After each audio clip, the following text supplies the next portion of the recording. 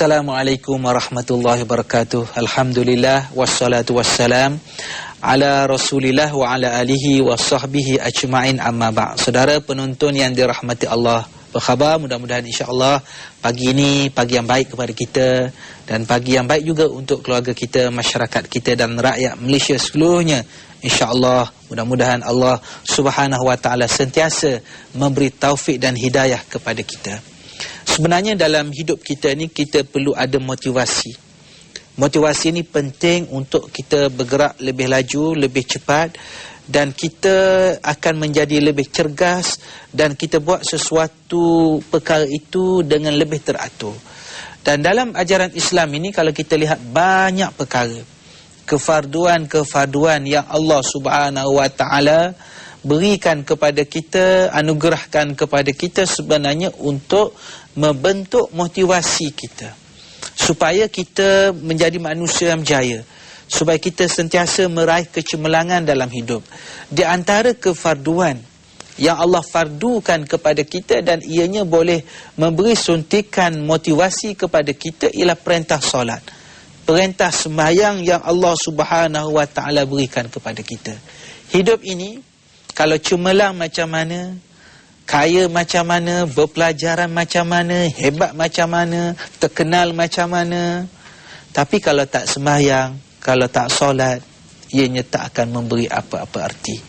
Justru itu Rasulullah sallallahu alaihi wasallam dalam hal ini pernah menyebut ta'isa abdud dinar, ta'isa abdud dirham, ta'isa abdul khamilah, ta'isa abdul khamisah, ta'isa wantakasa wa idha syika falan tafash, atau kama qala Rasulullah sallallahu alaihi wasallam. Nabi menyebut celakalah orang yang menjadi hamba kepada dinar, kepada duit. Celakalah orang yang menjadi hamba kepada dirham, duit juga. Celaka yang menjadi hamba kepada makanan. Celaka manusia yang menjadi hamba kepada pakaian. Celaka dan binasa jika dia tertusuk duri, semoga tidak bisa dicabut kembali.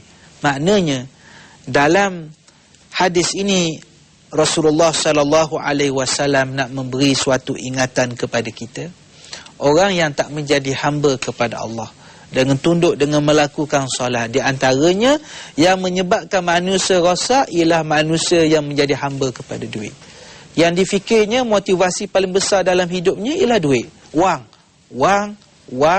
dan wang, sehingga lupa kepada Allah. Sampai masa untuk sujud kepada Allah Subhanahu wa ta'ala pun lupa. Dan ada orang yang menjadi hamba kepada makanan. Yang penting dalam hidupnya ialah makan, cita rasa makan, itu ini, hal makan. Lupa pada masa yang sama, lupa untuk sujud kepada Allah. Dan ada orang yang menjadi hamba kepada fashion. Bukan kita tidak boleh berfashion, tapi tahap yang berfashion, yang bercanggah dengan nilai-nilai agama, ataupun juga yang dipenting ialah cara berpakaian, tapi lupa untuk sujud kepada Allah Subhanahu wa ta'ala. Jadi kita lihat di situ, kalau kita nak jadi manusia yang hebat, manusia yang cemerlang, yang diredai oleh Allah. Kalau cemerlang saja tapi tak diredai oleh Allah Subhanahu wa ta'ala pun tak ke mana kita. Jadi kita nak menjadi manusia yang benar-benar diredai oleh Allah Subhanahu wa ta'ala dengan kita menjaga solat, dengan kita menjaga sembahyang yang difardukan oleh Allah Subhanahu wa ta'ala. Dan sembahyang ni merupakan pembenteng yang kuat kepada kita. Pembenteng yang cukup kuat kepada kita untuk kita menahan daripada diri kita ni untuk melakukan perbuatan fahsyak dan munkar. Inna salata tanha 'anil fahsya'i wal munkar. Sesungguhnya sembahyang itu mencegah perbuatan fahsyak dan munkar. Selalu orang tanya, tapi dia sembahyang. Dia sembahyang, tapi dia rasuah juga. Dia sembahyang, tapi dia tipu orang. Dia sembahyang, tapi dia tak puasa. Selalu orang ungkap begitu. Apa yang tak kena? Sebab kadang-kadang sembahyang ni dianggap sebagai ibadah biasa. Tidak dilihat bahawa sembahyang ni mampu merubah dirinya. Kerana itu bezanya orang dahulu, sahabat radhiyallahu anhum, salafus salih, mereka sembahyang ni satu saat, satu ketika ketundukan kepada Allah dan mereka bawa sifat sembahyang ni, tunduk kepada Allah ni, keluar masjid. Kita kadang-kadang sekadar sembahyang kemudian tinggal. Dalam sembahyang ada amanah, dalam sembahyang ada kesetiaan, dalam sembahyang ada zikrullah, dalam sembahyang. Jadi orang yang benar-benar memahami hakikat sembahyang ni, segala sifat-sifat luhur, segala sifat-sifat baik ni dibawa. Kalau dalam sembahyang dia amanah, maknanya sembahyang dia amanah. Kalau 4 rakaat, dia 4 rakaat. Tak ada orang tipu. Sembahyang mana ada orang tipu. 4 rakaat dia main 2 dah lah. Tak ada. Sebab dia tahu amanah dalam sembahyang. Jadi sifat ini yang perlu digarap dan dibawa keluar. Ini yang disebut oleh Allah Subhanahu Wa Taala, bahawa sembahyang itu boleh mencegah perbuatan yang fahsyat dan yang mungkar. Mudah-mudahan insya-Allah ianya mampu memberi satu motivasi kepada kita untuk sentiasa kita ni merasakan bahawa Allah Subhanahu Wa Taala melihat kita. Dan orang yang tidak menunaikan sembahyang sebenarnya memang orang ini tidak akan mendapat bimbingan Allah, kasih sayang Allah. Walaupun fashionnya bagus, senyumannya menawan, kerjanya bagus, tapi kalau tak sembahyang, Allah menyebut, wa man ya'shu an dzikri rahman nuqayyid lahu syaitanan fahuwa lahu qarin. Barang siapa yang berpaling daripada pengajaran Rabb, iaitu Tuhan yang Maha Pemurah, ataupun daripada Al-Quran, kami adakan baginya syaitan yang menyesatkan. Maka syaitan itulah yang menjadi teman yang selalu menyertainya. Dan begitu juga waman a'rada an dzikri fa innalahu ma'isyatan dhanka. Siapa yang berpaling daripada memperingati Allah Subhanahu Wa Taala, maka orang ini akan mendapat kehidupan yang sempit-sempit.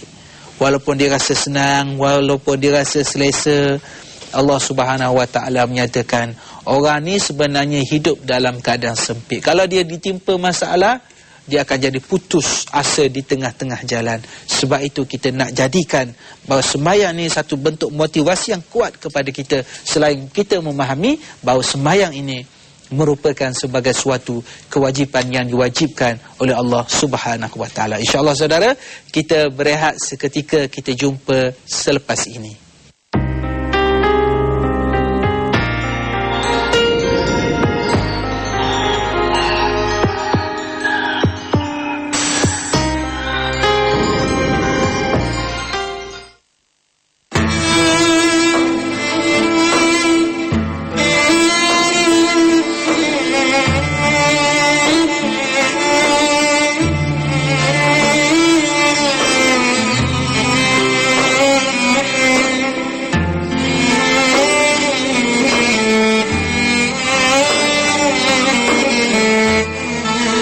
Kita lihat sebenarnya solat mampu memberi satu suntikan motivasi kepada kita. Dan kita perlu ingat bahawa kita perlukan kunci untuk masuk syurga Allah Subhanahu Wa Taala. Kita perlukan kuncinya. Ini sebagai kita buat perbandingan, di mana disebut bahawa miftahul jannah as-salah. Kunci kepada syurga itu ialah dengan solat. Jadi orang yang memegang kunci ini dan menjaga kunci sebaik mungkin, insya-Allah dirinya akan terdorong untuk membuat yang terbaik. Kalau kita lihat, saya sebutkan tadi bahawa motivasi yang boleh kita perolehi daripada sembahyang ini cukup banyak. Cuma macam saya sebut, kita kadang-kadang tidak memati. Kadang-kadang sembahyang nak cepat-cepat. Kadang-kadang kita tak faham pun apa yang kita baca. Kadang-kadang kita sembahyang 4 rakaat tak ingat dah 3 rakaat ke 4 rakaat. Jadi kadang-kadang tumpuan kita hilang. Bila tumpuan hilang, kita ambil mudah, maka sembahyang ni dia tak beri kesan yang hebat kepada kita. Kita lihat zaman dahulu para sahabat, orang selepas mereka kalau nak buat sesuatu, mereka sembahyang. Sebab mereka letakkan pusat untuk dapatkan ketenangan, untuk dapatkan kekuatan ialah melalui sembahyang, melalui ibadat solat. Hari ini kadang-kadang orang kecewa, tak sembahyang pun, nak mengadu kepada Allah Subhanahu Wa Taala. Gagal dalam pekerjaan, tak tunduk kepada Allah, tak merayu kepada Allah. Jadi aktiviti yang dalam sembahyang ni, kita lihat sebenarnya banyak perkara-perkara yang boleh mendorong kita menjadi manusia yang cemerlang. Sebagai contoh, niat sembahyang. Sembahyang dia ada niat. Dia kalau innamal a'malu binniat, Kalau tanpa niat, sembahyang tak sah pun. Jadi dalam niat itu menunjukkan kepada kita, kita buat sesuatu tu kita ada niat yang tertentu. Maknanya kalau kita bawa dalam luar sembahyang, makna inilah dikatakan sebagai visi. Kalau syarikat kita, tempat kita kerja, sama ada organisasi kerajaan ke swasta, dia ada visi. Manusia ni pun ada visi. Kalau dalam sembahyang kita ada visi. Visi kita, bila kita niat tu, ialah ketundukan kepada Allah. Maka di luar, kalau kita bawa visi, maknanya kalau hidup personal kita, peribadi kita, kita kena ada visi. Kalau hidup tak tahu macam mana ni, 5 tahun lagi apa yang cadangan, tak tahulah, tengoklah keadaan macam mana. Itu orang tak ada visi. Sebab dia gagal bawa yang sembahyang tu untuk dibawa keluar. Kemudian kita lihat juga dalam sembahyang, dalam takbiratul ihram. Maknanya dalam takbiratul ihram yang kita baca ialah Allahu Akbar. Allah Maha Besar. Dalam segala tindakan kita, Allah Maha Besar. Di mana pun kita berada, Allah Maha Besar. Kita letakkan, kalau kita cinta kepada karier kita, jawatan kita, tapi kita kena faham bahawa jawatan ini sementara, pangkat ini sementara. Hari ini mungkin kita di atas, besok tak tahu lagi. Tak tahu. Tapi kita kena ingat, Allahu Akbar, Allah Maha Besar. Allah Maha Besar. Sebab itu orang yang ada motivasi sembahyang, dia tak sombong. Dia kalau dia berada di atas, dia tak pandang orang bawah dia, ini orang rendah ni. Tak. Sebab dia tahu pangkat, kedudukan, semua yang Allah Ta'ala kurniakan. Cuma barangkali dia bernasib baik. Kadang-kadang Allah nak beri jawatan ni macam-macam cara. Orang di bawah tu, contohnya meninggal dunia, Allah Ta'ala nak bagi kat orang di atas, orang di bawah tu. Kadang-kadang orang tu sakit, kadang-kadang orang tu melakukan penyelewengan dan sebagainya. Macam-macam cara. Ini menunjukkan kepada kita, solat itu dengan Allahu Akbar, kita sentiasa mengagungkan Allah Subhanahu Wa Ta'ala. Begitu juga dalam Fatihah, macam-macam yang kita minta kepada Allah Subhanahu Wa Ta'ala. Dan kemudiannya ialah ketika kita rokok. Ketika kita rokok, Subhana Rabbiyal Azim, kita rokok, kita mengagungkan Allah Subhanahu Wa Ta'ala. Maha suci Tuhanku yang maha agung. Maknanya kita sentiasa mengagungkan Allah Subhanahu Wa Ta'ala. Kita tak agungkan manusia, kita tak agungkan fashion, kita tak agungkan kedudukan.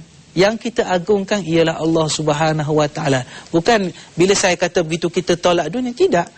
Dunia kita cari, kita nakkan kesenangan, kekayaan, tetapi prinsip kita, orang yang beriman, motivasi solat mengajar kita, Subhana Rabbil Azim, Allah yang maha agung, Allah yang maha besar.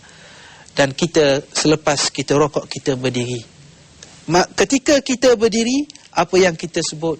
Sami Allahu liman hamidah. Allah Subhanahu Wa Ta'ala mendengar. Kita tahu bahawa apa yang kita buat didengar oleh Allah. Apa yang kita sebut didengar oleh Allah Subhanahu Wa Ta'ala. Ini merupakan, kita kata, sifat-sifat indah yang kita sebut.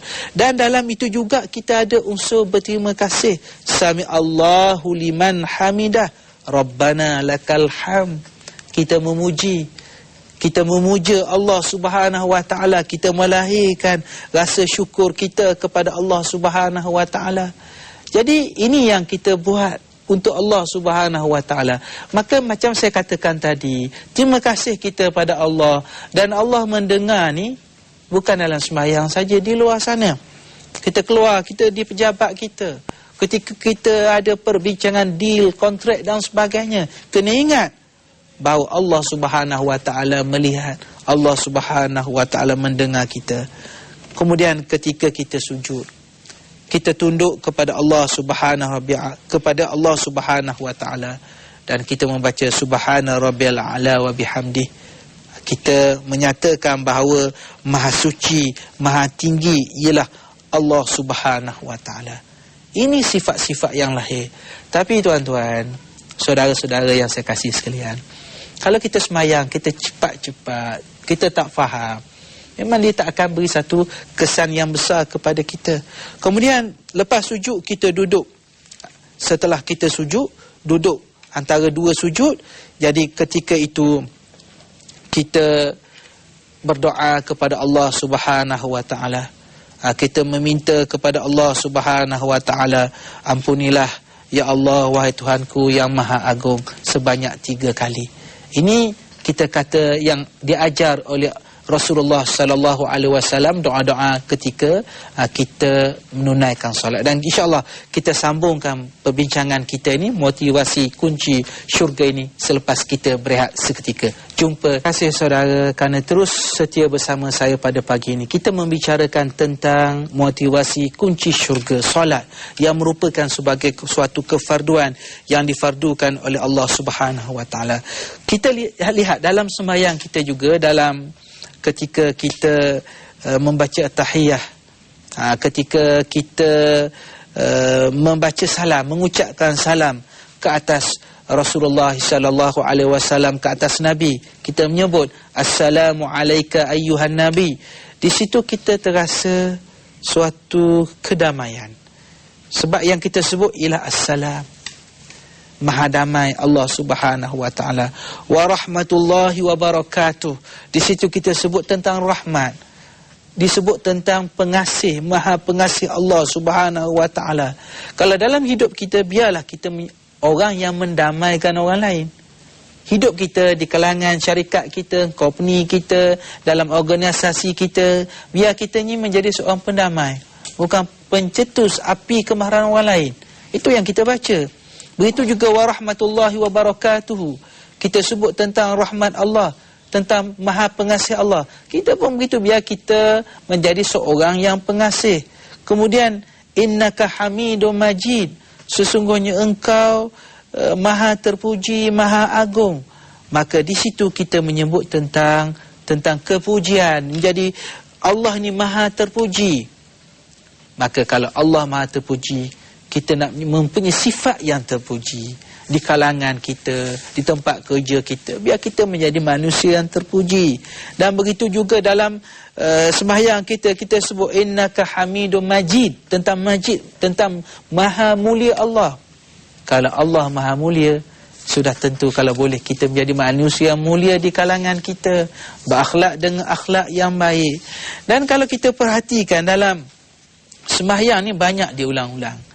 Ada orang kata banyak diulang-ulang. Jadi sebenarnya pengulangan ini penting untuk meningkatkan motivasi. Yang ini yang disebut sebagai cara, satu bentuk, satu metod untuk yang dikatakan metod RMP, iaitu diulang-ulang untuk beri semangat. Diberi semangat. Kalau dalam Masyushita dia sebut saya jago, berkali-kali saya jago, saya jago. Tapi kalau dalam sembahyang kita, kita ulang sembahyang kita ni 17 kali. Kalau Fatihah tu 17 kali, diulang-ulang, supaya ada sesuatu perubahan kepada diri kita. Yang ni yang disebut, yang saya katakan kalau dalam kaedah motivasi disebut RMP, iaitu repetitive magic power, RMP. Diulang-ulang. Jadi banyak yang diulang. Apa yang diulang? Yang diulang, kalau kita ambil contoh dalam sembahyang kita ni, berdiri tu 34 kali. Tuan-tuan, kalau tak percaya kira lah selepas ni, 34 kali. Di situ maknanya berdiri tu maknanya mengajar kepada kita melatih berdikari, tidak mengharapkan orang lain. Berusaha sendiri dan kita harapkan kepada Allah Subhanahu wa taala. Rukuk dalam sehari 17 kali. 17 kali. Untuk apa? Rukuk tanda apa? Untuk apa? Melatih kerendahan hati yang sombong. Sentiasa ingat bahawa kalau kita dapat apa-apa pun, ini merupakan semua pemberian Allah Subhanahu wa taala. Kita tak sombong. Kemudian i'tidal 17 kali, melatih untuk kita bersikap teguh dan bangkit kembali. Teguh, dan kalau ada apa-apa kita bangkit kembali. Sujud berapa kali? Dalam sehari 34 kali. Untuk apa? Untuk kita sentiasa mengabdikan diri kepada Allah Subhanahu wa taala. Mengabdikan diri ni bukan dalam masjid, bukan di sajadah saja. Mengabdikan diri termasuk di tempat kerja kita. Ketika kita membuat keputusan tertentu yang penting, mengabdikan diri kepada Allah Subhanahu wa taala. So hakim kalau dijatuhkan hukuman dalam bentuk untuk mengabdikan diri kepada Allah. Kalau seorang guru yang mengajar, dia mengajar tu kerana bentuk pengabdian diri kepada Allah Subhanahu Wa Taala. Kalau seorang jutera untuk sains sesuatu bahawa yang ini dah lulus, maknanya boleh dipakai, boleh dilalui jalan ini sebagai contoh, akuan itu dibuat kerana apa? Kerana mengabdikan diri kepada Allah Subhanahu Wa Taala. Kalau bukan kerana itu, maka akan timbul perkara-perkara yang tidak baik. Begitu juga dalam sembahyang kita, banyak sifat-sifat mulia yang kita ulang-ulang. Yang kita ulang-ulang sebagai contoh takbir Allahu Akbar tu 94 kali. Supaya kita sentiasa menyebut kebesaran Allah untuk menghasilkan semangat. Allahu Akbar. Allahu Akbar itu semangat kita. Allahu Akbar. Sebab kita kecil, kita kerdil. Tapi Allahu Akbar. Allah Maha Besar. Kita kadang-kadang nak buat suatu keputusan, kita tak tahu. Kadang-kadang kita nak buat sesuatu, kita tak jelas. Tapi kita boleh minta kemahiran, minta supaya idea yang baik daripada Allahu Akbar. Takbir 94 kali. Tasbih 51 kali. Iaitu supaya kita transparent dalam hidup kita, menyebut tentang kesucian Allah Subhanahu Wa Taala. Begitu juga tawajuh. Tawajuh kita sebanyak 5 kali. Wajah tu wajhiya lilladzi sebagai contoh, itu 5 kali, iaitu tentang doktrin tauhid kita kepada Allah, ataupun kalau dalam bahasa yang lain untuk menghasilkan prinsip. Dalam hidup ini kita ada prinsip. Prinsip hidup kita ialah la ilaha illallah Muhammadur Rasulullah. Al-Fatihah 17 kali.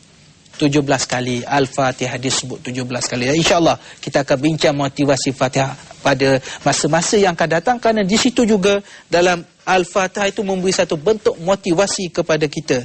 Dan begitu juga surah-surah, kalau kita baca surah-surah yang berbeza 10 kali.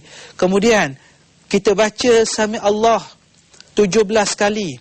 Kita sebut Rabbana, Rabbana walakal hamd, Rabbana, Rabbana itu 17 kali.